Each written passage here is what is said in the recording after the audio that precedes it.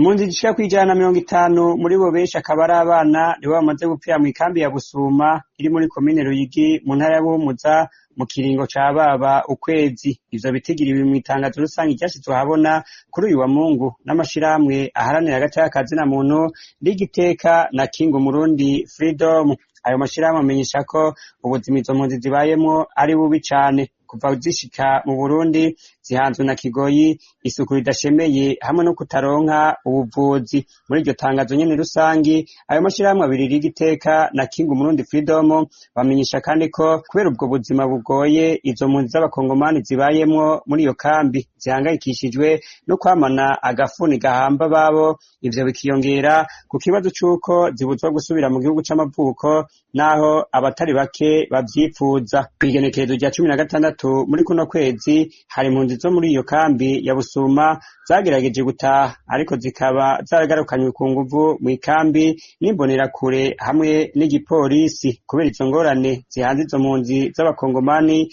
bo mw'ikambi ya Busuma zibandanya kuba umurengera, ayo mashirahamwe abiri aharanira agateka ka zina muntu asaba leta y'u Burundi hamwe n'ishirahamwe HCR gutanguza ibiganiro bituma impunzi zipfuza gutaha zoroherezwa hamwe nuko iziri mu Burundi zoronswa imfashanyo ikwiye. Ayo mashirahamwe abiri Ligiteka na King Umurundi Freedom yateye kandi akamo amakungu ko gufasha igihugu c'u Burundi n'amashirahamwe bariko bafadikanya mu gutanga imfashanyo ikwiye yotuma hatunganywa neza igikorwa co gufasha izo mpunzi. Kuko impunzi z'abakongomani zishaka gutaha iwabo zoroherezwa, isoko ryacu mw'ishamwe HCR ryamenyesheje ko igikorwa co gutahukana impunzi kibanza gutegurwa kugira kigire umuti urama kandi ko hari bisabwa gutunganywa mu kibano abahunguka bashikiramo. Ikindi iryo soko muri HCR ryamenyesheje nuko ibisabwa kugira izo mpunzi zitahukanwe bitarakwira.